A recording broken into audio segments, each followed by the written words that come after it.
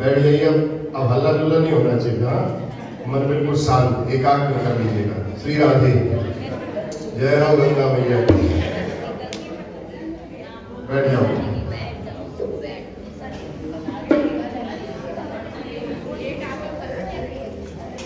बैठ जाओ, बैठ जाओ। आकाश में बैठन जाओ। बड़े अच्छे लोग हो आप, एक बार जो बात बोली जाती है उसको मान लेते हो। बोलना नहीं है तो बड़ा अच्छा लगेगा। एकाग्र चित्त हो जाओ, मन को बिल्कुल भगवान के श्री चरणों में लगाइए। आइए एक भजन के माध्यम से हम भगवान का ध्यान करते हैं। पहले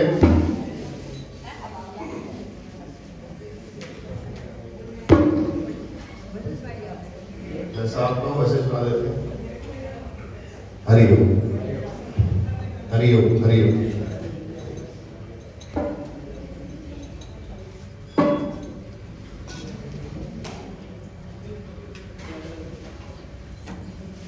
ओ जादूगर मोरे कान्हा, ओ जादूगर मोरे कान्हा, आ गैया, आ गैया, आ गैया करके आना। ओ जादूगर मोरे कान्हा, ओ जादूगर मोरे कान्हा, भैया, भैया, भैया करके आना। ओ जादूगर मोरे कान्हा, ओ जादूगर मोरे कान्हा, मैं सदके उन राहों में जिन राहों में तुम आए। मैं सदके उन राहों के जिन राहों में तुम आए। मैं मांगू यही दुआएं, वो राहें कम हो जाए। मैं मांगू यही दुआएं, वो राहें कम हो जाए। आ जाओ ना, तड़पाओ ना, आ जाओ ना, तड़पाओ ना। ओ जादूगर मोरे कान्हा, ओ जादूगर मोरे कान्हा, आ गैया, आ गैया, आ गैया करके आना। ओ जादूगर मोरे कान्हा, ओ जादूगर मोरे, नैनों में समा तो चुके हो, अब मन में करो बसेरा। नैनों में समा तो चुके हो, अब मन में करो बसेरा। सब जाने तू ना जाने, मैं तेरी हूँ तू मेरा।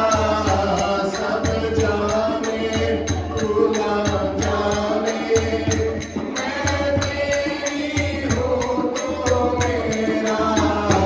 आ जाओ ना, तड़पाओ ना, आ जाओ ना, तड़पाओ ना।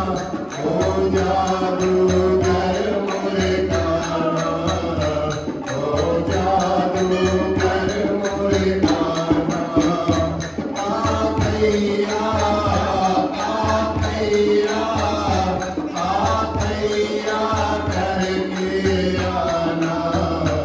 ओ जादूगर मोरे कान्हा, ओ जादूगर मोरे,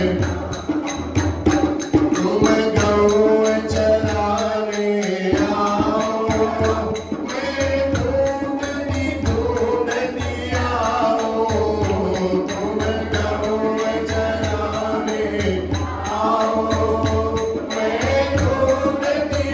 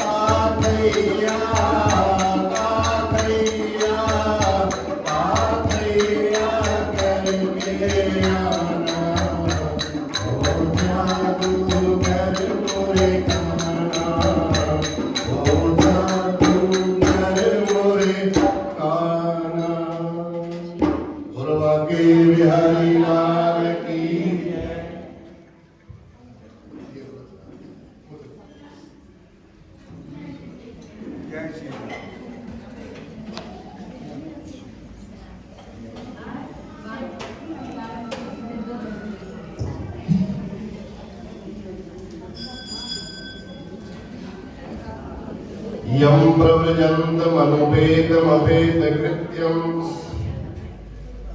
द्वैपायनो विरहकातरया जुहाव पुत्रेति तन्मयतया स्तर्वोऽभिनेतुम् स्तं सर्वभूतहृदयं निवारतोऽस्मि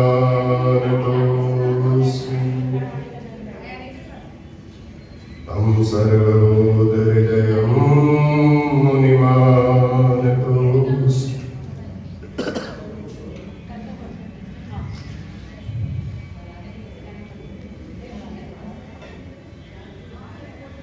श्री राधे।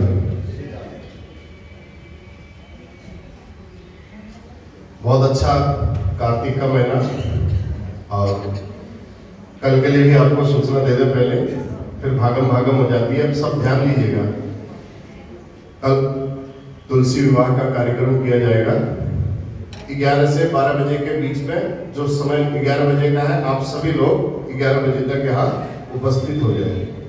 11 बजे कार्यक्रम शुरू कर दिया जाएगा और 12 बजे तक कार्यक्रम पूर्ण हो जाएगा कल के लिए। और कल से ही भीष्म पंचक के दीपक जलेंगे, प्रज्वलित होंगे। तो उन दीपक को प्रज्वलित करने के लिए सायं 5 बजे आप लोग सब नीचे हनुमान जी के मंदिर के पास पधारेंगे। और दिए तो सब संगत की तरफ से ही लाओगे ना, ये 5 दिए हमें चाहिए, बाकी जो लाओ आप अपनी इच्छा जलेंगे। 5 ही आ गए ना, 5 दिए आ गए हैं। आप तेल लेकर के आइए और बस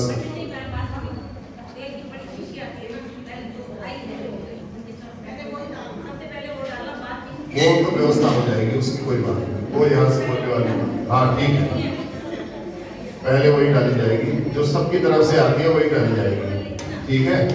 और 5 बजे सुन तो लीजिए, अब 5 बजे, अब 5 बजे इधर ध्यान दीजिएगा, तब फायदा होगा। जो हम बोलेंगे फिर आप बोलोगे, फायदा नहीं होगा। 5 बजे आपको सायंकालीन समय में यहाँ पर उपस्थित हो जाना है। 5:30 बजे दिए जल जाएंगे।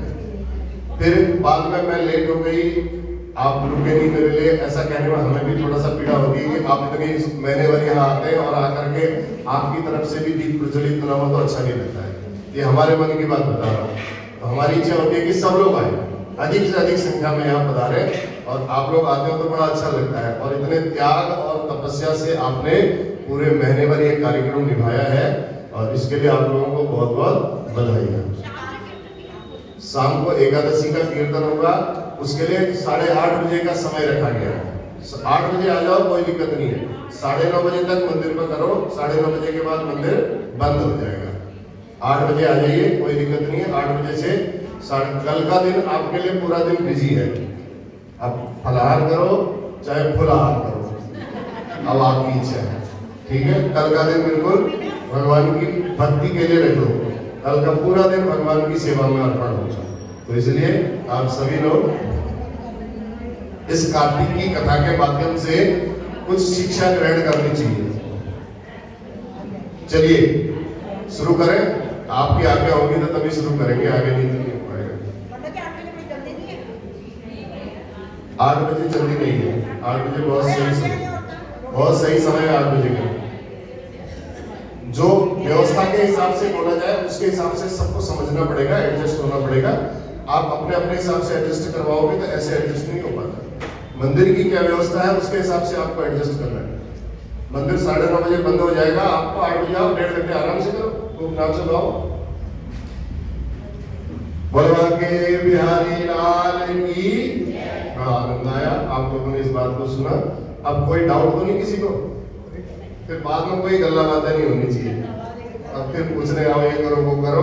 अब सारी बात सब क्लियर हो गई, कल की सारी बात। अब कल हम सुनाएंगे आपको एकादशी की कथा।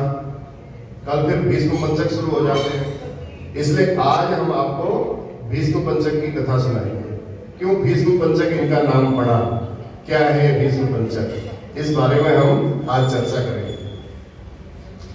वागर्थाविव संपृक्तौ वागर्थ प्रतिपत्तये जगतः पितरौ वन्दे पार्वती परमेश्वरौ। या सृष्टि सृष्टुराद्या वहति विधिहुतं या विरिया च होत्री ये द्वे कालं विदत्तः श्रुति विषय गुणा या स्थिता व्याप्य विश्वम् या माहुः सर्वबीज प्रकृतिरिति यया प्राणिनः प्राणवन्तः प्रत्यक्षाभि प्रपन्नस्तनुभिरवतु वस्ताभिरिष्टाभिरीशः। अब बैठ जाइए श्री राधे, बैठ जाओ माता जी, बैठ जाओ। बार बार नाम लेकर के बोलेंगे फिर अच्छा नहीं लगेगा आप लोगों को। आप बैठ जाइए, सब लोग बैठ जाओ। सेठी माता जी बैठ जाओ।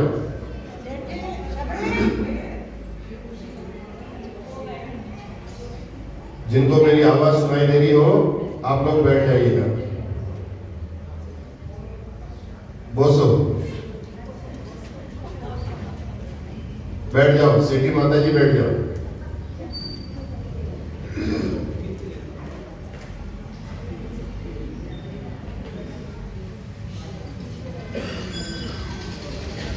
भगवान विष्णु को प्रसन्न करने के लिए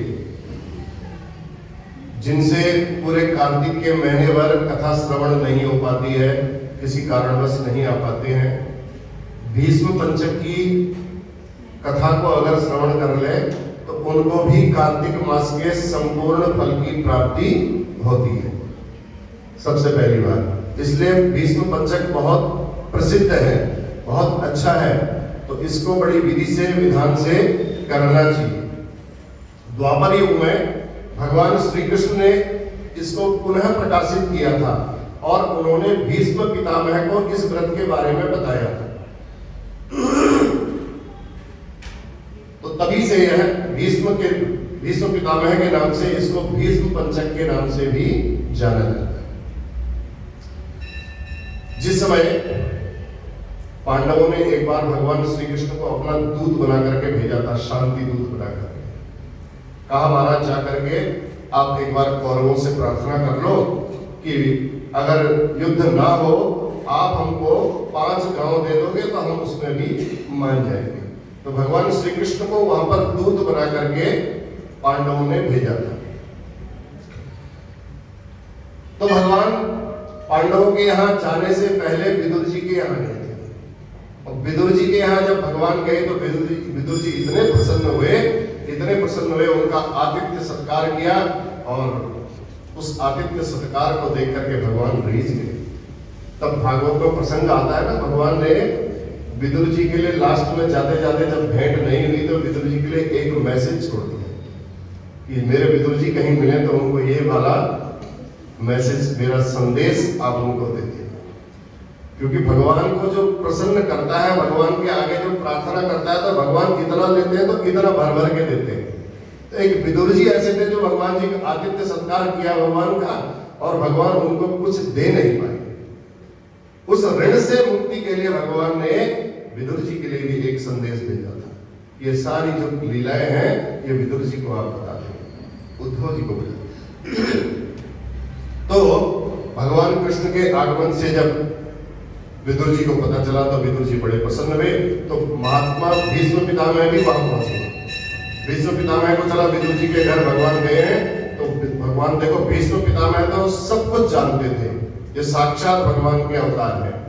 और जैसे ही भीष्म पितामह वहां पहुंचे, विदुर जी के घर पहुंचे, भगवान कृष्ण उड़ गए, विदुर जी भी उड़ गए। भीष्म पितामह का सत्कार किया। भीष्म पितामह को जब उठ करके प्रणाम करके बाहें फैला करके भगवान ने कहा, आओ आओ भीष्म पितामह, आओ दादाजी। आपका आना कैसे हुआ? बड़े प्रसन्न हो गए भीष्म पितामह। तब कहते हैं भीष्म कहते हैं प्रभु आपके भूविलास कर देने मात्र से, भ्रुकुटी मात्र से प्रलय हो सकता है संसार में। आप क्या नहीं करते, कर तुम अकर तुम अन्यथा समर्थ, आप सब कुछ कर सकते हैं, लेकिन फिर भी आप पांडवों के दूत बन करके आए महाराज। मैं तो इस बात को सुनकर के बड़ा हैरान हूं। आप पांडवों के दूत बन करके यहाँ आए हो महाराज, आप क्या नहीं कर सकते हो? आप चाहते तो वहां से एक शब्द भी बोल देते, एक भ्रुकुटी टेढ़ी भी कर देते तो सब कुछ हो सकता था, लेकिन आप दूत बन करके आए, ये मुझे बड़ा आश्चर्य लगा। इतने प्रिय क्यों है पांडव आपको? आप उनका दूत बनना भी स्वीकार कर लेते। तब भगवान श्री कृष्ण ने कहा देखो, हमने पांडवों की इस बात को क्यों स्वीकार किया और पांडव हमें क्यों प्रिय है।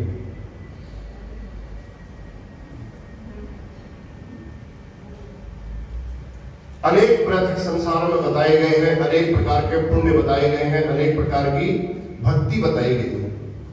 तो उन सब प्रकार की जो भक्तियां हैं, जो पुण्य है, जो दान है, वो सब मुक्तिदायक है। तब भीष्म पितामह कहते हैं मुनियों ने आपकी भक्ति के लिए अनेक प्रकार के मार्ग बताए। आप जिस धर्म पर, जिस कार्य पर, जिस कर्म पर आप वशीभूत हो जाते हैं, आप उन्हीं के हो जाते हैं। आप कितने दयालु हो। तो भगवान कहते हैं देखो, उज्जैनी नगरी में पूर्व कल्प की बात बताते हैं। एक ब्राह्मण थे, उन ब्राह्मण के 5 पुत्र थे, कवि, सूची, दृढ़, दांत और हंस। कवि, सूची, दृढ़, दांत और हंस, ये 5 पुत्र थे ब्राह्मण के। लेकिन उन्होंने कोई शास्त्रीय संगीत सीखा नहीं। ऐसे ही किसी को गाते गाते ना भगवान की विशेष कृपा हो जाती है, वो शास्त्रीय संगीत से भी अच्छा गाने लग जाते हैं। इतने निपुण हो गए वो गाने में, वो 5 ब्राह्मण के पुत्र इतने संगीत कला में इतने निपुण थे, लेकिन उनकी कला का कोई सम्मान नहीं होता था। एक बार उनके मन में विचार आया कि भाई इस कला का कैसे उपयोग किया जाए, कैसे सदुपयोग किया जाए। तो मधुपुरी के एक राजा थे सुवीर। उन राजा के यहाँ जाने की उन 5 भाइयों ने सोचा कि हम राजा के किसी न किसी प्रकार से दर्शन एक बार कर लें, क्योंकि राजा संगीत का बहुत प्रेमी है। अगर राजा को एक बार हमारी इस गायन कला का, नृत्य कला का पता चल जाएगा तो शायद क्या पता राजा हमें कुछ उपहार देते, कुछ हमारा मान सम्मान कर देते।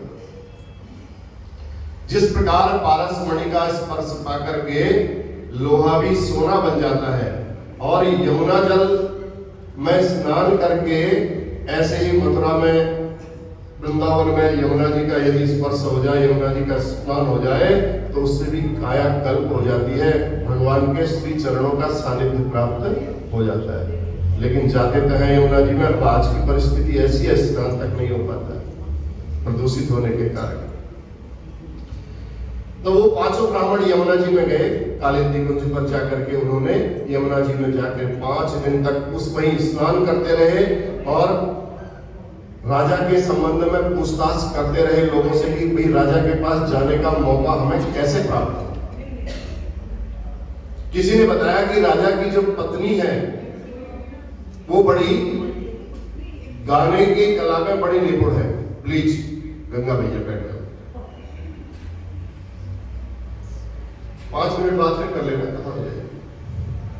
वो भी इतनी सुंदर गायन करती है राजा की पत्नी, बड़ी किन्नरी, एकदम कंठ इतना सुरीला है कोयल के समान उसका, और राजा के समक्ष वो रोज नृत्य करती है, रोज गाती है। जब उसका नृत्य गायन लोग देखते हैं तो देखे ही रह जाते हैं, आंख फाड़ करके उसी की तरफ सबकी निगाह रहती है, कहीं निगाह ही नहीं जाती है। इतनी जब उन 5 को पता चला, उन 5 पुत्रों को पता चला कि वो राजा की पत्नी भी इतनी निपुण है गाने, तो अब उन्होंने अंदर जाने के लिए मन ही मन में विचार किया। तो वहां से जैसे ही राजा के दरबार के बाहर खड़े थे, वहां पर उन्होंने बोला, ब्राह्मण कहते हैं देखो बड़े दुख की बात है, राजा के पास ऐसा कोई विद्वान नहीं है, ऐसा कोई वाद्य को बजाने वाला, शुद्धता से गाने वाला, शास्त्रीय संगीत के बारे में जानने वाला कोई जानकार नहीं है जो उस रानी को ठीक तरीके से गायन की कला को सिखा सके। क्योंकि रानी बात को उन्होंने करना था, राजा के पास पहुंचना था, इसलिए वो ऐसी बात कर रहे थे। एक राजपुरुष ने सुना कि वो ब्राह्मण ऐसी ऐसी बात कह रहे हैं, उन्होंने जाकर के राजा को ये संदेश दिया, महाराज बाहर 5 ब्राह्मण खड़े हैं और वो ऐसी ऐसी बात को बोल रहे हैं, कृपा करके। राजा ने जब ऐसा सुना, इतने निपुण हैं, इतने विद्वान हैं, तो उनको बुला के लाओ। बुला के लाए, आदेश दिया ब्राह्मणों को लेकर के आओ। उनके राजा के समीप से ब्राह्मणों को लेकर के आ गए। तो उसके बाद रानी ने अपना नृत्य प्रारंभ किया। रानी का नृत्य प्रारंभ करके, जो वो तो बड़े निपुण थे देखने में ही, गायन और नृत्य देख करके वो बड़े रीझ गए रानी पर। राजा ने ताल बजाई, वो जो बजाने वाले थे उन्होंने ताल बजाई, ताल बजा करके एकदम रोकी और फिर उसी ताल पर शुरू कर दिया। ताल भी तो नहीं टूटनी चाहिए, गाते समय ये भी तो एक गाने की कला का विशेष गुण है। ताल टूट गई तो इसका मतलब आपको गाने में अभी है समस्या। तो जैसे ताल नहीं टूटी तो 5 ब्राह्मण समझ गए कि ये बहुत निपुण है। अब उसके गुण पर वो सब मोहित हो गए। लेकिन राजा ने जब उनको कहा तुम भी अपना कुछ नृत्य वादन दिखाओ, तो उन 5 ब्राह्मणों ने भी अपना नृत्य वादन दिखाया। तो रानी ने जब उनका नृत्य देखा तो रानी भी उनके नृत्य पर, उनके गायन पर वो भी रीझ गई। अब रीझ गई। अब रानी को लगा कि मैं राजा के सामने में इनके साथ कैसे जा करके नाच करूं, इनके साथ मैं कैसे गाऊं। तो छद्म वेश धारण करके उसने एक अपनी दूती को भेजा, सेविका को भेजा, कहा जाओ तुम संदेशा देकर के आओ उन 5 ब्राह्मणों को, मैं छद्म वेश धारण करके आऊंगी और उस जगह पर मैं आऊंगी, तुम वहां आकर के आना और वहां हम बैठ करके नृत्य और गायन करेंगे। दोनों एक दूसरे पर रीझे हुए थे और दोनों वहां पहुंचे।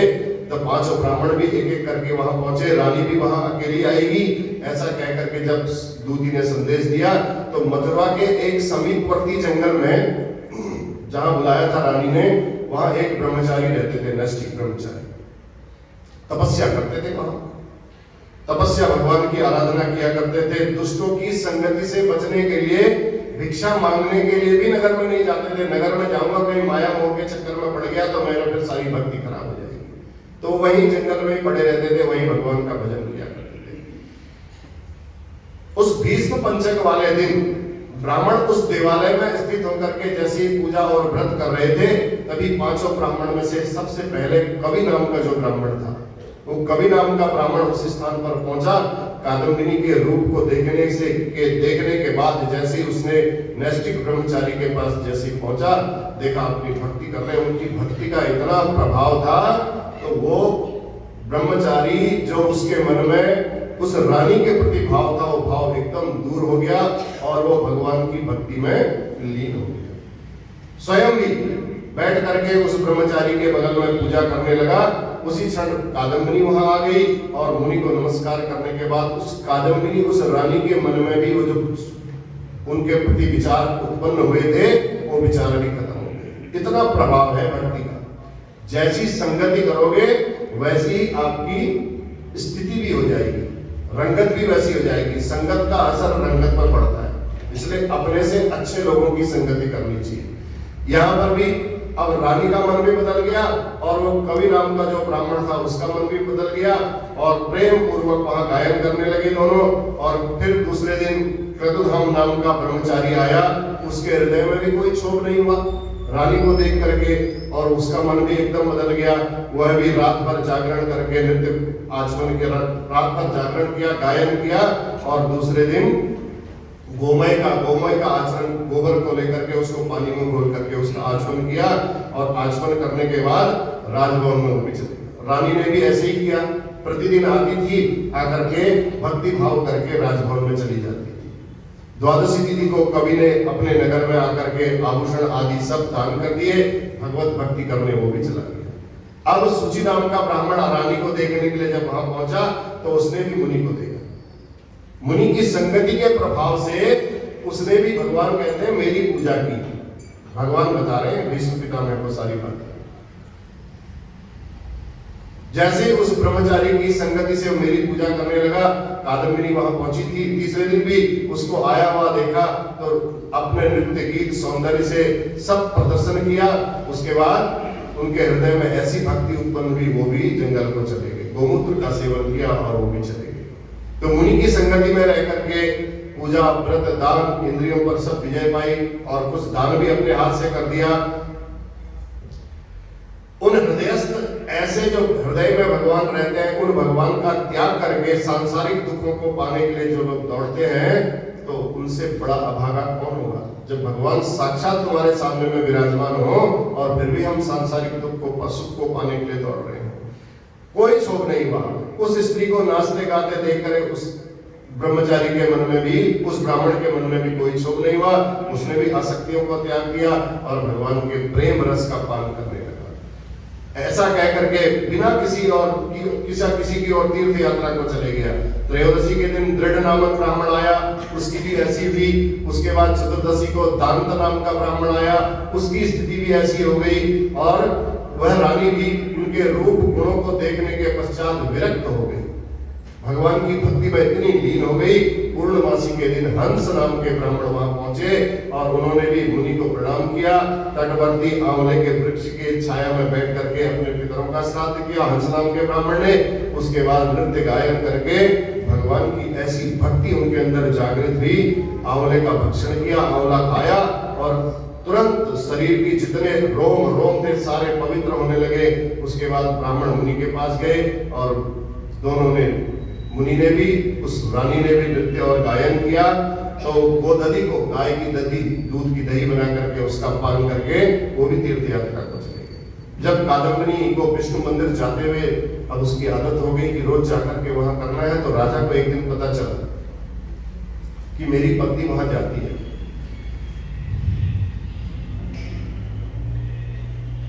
जैसे राजा को पता चला, राजा ने कादम्बिनी को बंद कर दिया कमरे के अंदर। जैसे कमरे के अंदर बंद किया और बस अब वो कहीं तो मंदिर तो जा नहीं सकती थी। तब भगवान कहते हैं भीष्म पितामह को, उन पांचों ब्राह्मणों ने मथुरापुरी में एक साथ मेरा लगातार व्रत किया। उस व्रत, पूजा, गीत, गायन, इसके प्रभाव से वो पांचों पांडव बने और जो कादम्बिनी नाम की जो रानी थी वो गुणवती द्रौपदी बनी। वही द्रौपदी, उसने द्रौपदी के रूप में जन्म लिया, इसलिए वो मुझे अत्यंत प्रिय है। हंस नाम का जो ब्राह्मण था वो युधिष्ठिर बना, सबसे अंत में जो है वो युधिष्ठिर बना। एकादशी तिथि को रात्रि जागरण करने के कारण कवि नाम का जो सबसे पहला ब्राह्मण था वो अर्जुन बना और सुचि नाम का ब्राह्मण सहदेव बना, दांत नाम का ब्राह्मण नकुल बना और दृढ़ नाम का ब्राह्मण भीमसेन बना। तो इस प्रकार पांडव प्राचीन काल में ही पवित्र व्रत कर चुके थे।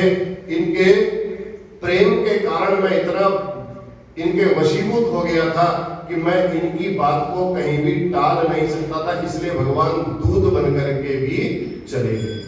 कभी कभी भगवान को भी भक्तों से काम पड़े, जाना था गंगा पार प्रभु केवट की नाव चढ़े। भगवान को गंगा पार करने में कोई टाइम थोड़ी लगता था, लेकिन केवट का वहां, केवट को भगवान ने कृपा करनी थी, केवट को दर्शन देने थे, तो भगवान तो इतने रीझ जाते हैं। केवट की नाव पर चढ़ करके भगवान ने कहा तू बड़ा है भैया। तब केवट ने कहा लेन देन तो करना पड़ेगा महाराज, यहां पर फिर लंबी चौड़ी बात हो जाएंगी। तो इसलिए भीष्म पितामह ने इतना पुण्य किया, सरसैया में लेटने का जो उनका कारण था, सरसैया में जो भीष्म पितामह रहे और भगवान स्वयं उनके पास आकर के भगवान ने उनको उपदेश दिया। उसके बाद भगवान का भीष्म पितामह का प्राणांत हुआ। ये सब पुण्यों का ही प्रभाव था। भगवान को बोल दिया ना भीष्म पितामह ने, तुमको मेरे सामने ही रहना पड़ेगा प्रभु। भगवान भी ऐसे मुंह लटका करके बैठ गए। भगवान ने कहा, भीष्म पितामह कहते ऐसे नहीं प्रभु, आपकी तो हंसी चाहिए मुझे, आप जब तक मुस्कुराते रहते हो बड़े अच्छे लगते हो आप। अब भीष्म पितामह, भगवान को लगा कि भीष्म पितामह को इच्छा मृत्यु का वरदान है, पता नहीं है कि सालों भर लटके तो मैं तो ऐसे खड़ा रह जाऊंगा। भीष्म पितामह समझ गए। भीष्म पितामह ने कहा शुक्ल पक्ष होते ही महाराज मेरा प्राणांत हो जाएगा। तब भगवान किसके दास नहीं बन सकते हैं? किसी के सेवक? कौन कहता है कि सेवक नहीं बन सकते हैं? कौन कहता है दास नहीं बन सकते हैं? कौन कहता है भगवान दूत बन करके भी नहीं जा? भगवान सब कुछ बन जाते हैं, बस बनाने वाला चाहिए। भगवान को भाई बनाओ, चाहे मित्र बनाओ, चाहे प्रिय बनाओ, चाहे प्रिया बनाओ, चाहे पिता बनाओ, चाहे माता बनाओ। तो भगवान जैसे जैसे आप भगवान, ये पुण्य कर्मों का प्रभाव है। तो आप लोग भी इतने अच्छे पुण्य कर्म करते हैं, उन्हीं पुण्य कर्मों का यह प्रभाव है कि आप लोग इस मंदिर में भक्ति करने के लिए आते रहते हैं। सबके बस की बात नहीं है सवेरे उठ करके इस भक्ति को जागृत कर देना। ये भी भगवान के कोई न कोई, और इसका कहीं ना कहीं पुण्य आपको प्राप्त होगा ही होगा, इसमें भी कोई संदेह की बात नहीं है। इतना साक्षात जब शास्त्रों में ये बातें बताई गई हैं, तो आपको भी इन बातों का लाभ होना ही होना है। बोलो बांके बिहारी लाल की। चलिए, कल का कार्यक्रम सबको बता दिया गया, कोई संदेह नहीं। चलिए, जय जय नारायण नारायण हरि हरि, भजो नारायण नारायण हरि हरि, श्रीमन नारायण नारायण हरि हरि, भजमन नारायण नारायण। श्री भागवत भगवान की है आरती, पापियों को पाप से है तारती। श्री भागवत भगवान की है आरती, पापियों को पाप से है तारती। ये अमर ग्रंथ, ये मुक्ति पंथ, ये पंचम वेद निराला, नव ज्योति जगाने वाला। ये अमर ग्रंथ, ये मुक्ति पंथ, ये पंचम वेद निराला, नव ज्योति जगाने वाला। हरि नाम यही, हरि नाम यही, हरि नाम यही, हरि नाम यही, यही जग मंगल आरती, पापियों को पाप से है तारती। श्री भागवत भगवान की है आरती, पापियों को पाप से है तारती। ये शांति गीत पावन पुनीत, पापों को मिटाने वाला, हरि रस कराने वाला। ये शांति गीत पावन पुनीत, पापों को मिटाने वाला, हरि रस कराने वाला। ये सुख करनी, ये दुख हरनी, ये सुख करनी, ये दुख हरनी, श्री मधुसूदन की आरती, पापियों को पाप से है तारती। श्री भागवत भगवान की है आरती, पापियों को पाप से है तारती। ये मधुर बोल जब संत बोल, सन्मार्ग दिखाने वाला, बुद्धि को बनाने वाला। ये मधुर बोल जब संत बोल, सन्मार्ग दिखाने वाला, बुद्धि को बनाने वाला। श्री राम यही, घनश्याम यही, श्री राम यही, घनश्याम यही, प्रभु की महिमा की आरती, पापियों को पाप से है तारती। श्री भागवत भगवान की है आरती, पापियों को पाप से है तारती। कर्पूरगौरम करुणावतारम, संसारसारम, भुजगेन्द्रहारम, सदा वसन्तं हृदयारविन्दे, भवं भवानी सहितं नमामि। त्वमेव माताश्च पिता त्वमेव, त्वमेव बन्धुश्च सखा त्वमेव, त्वमेव विद्याधरणं त्वमेव, त्वमेव सर्वं मम देव। बोलो गणपति भगवान की, उमा महेश्वर भगवान की जयकारा जोर से लगाओ। बोलो गणपति भगवान की, उमा महेश्वर भगवान की, अर्धनारीश्वर भगवान की, जगत जननी जगदम्बे माता की, लक्ष्मी नारायण भगवान की, राजा रामचंद्र महाराज की, बांके बिहारी लाल सनातन धर्म की अधर्म का प्राणियों में विश्व का गौ माता की गंगा मैया की भारत माता की नमः पार्वती पतये हर हर हर महादेव।